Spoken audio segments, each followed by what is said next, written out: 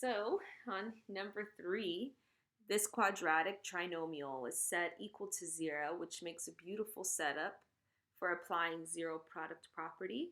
I just need to factor the left side, my quadratic trinomial, into the product of two quantities. So these first two spaces have to multiply to make 3y squared. That's 3y and y, only option. And then these next two spaces need to multiply to make 24.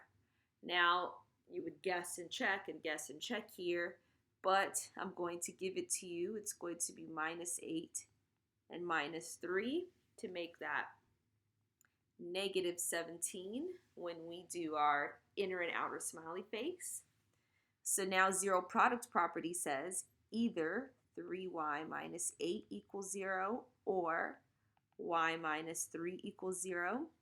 So if I add 8 to both sides, I have 3y equals 8.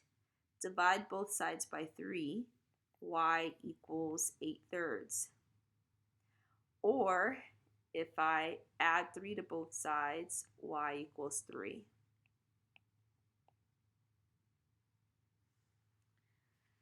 Now, this last example here has also a quadratic, but we need this to equal 0. Must equal 0. So in order to do that, I'm going to add 3 to both sides. And now I have 2x squared plus 3x equals 0 because negative 3 plus 3 cancels out on both sides. So how can I solve this, right? I can't isolate my perfect square because I have an x. So I can take my GCF of x out here to factor. No guess and check needed.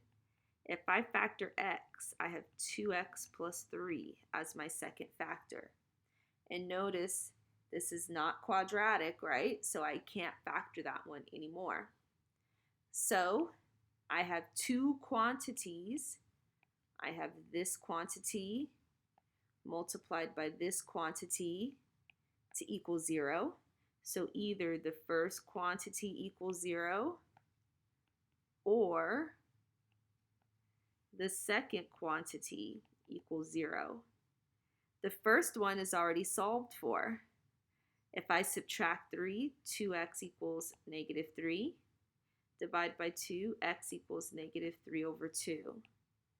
So x equals 0 or x equals negative 3 over 2.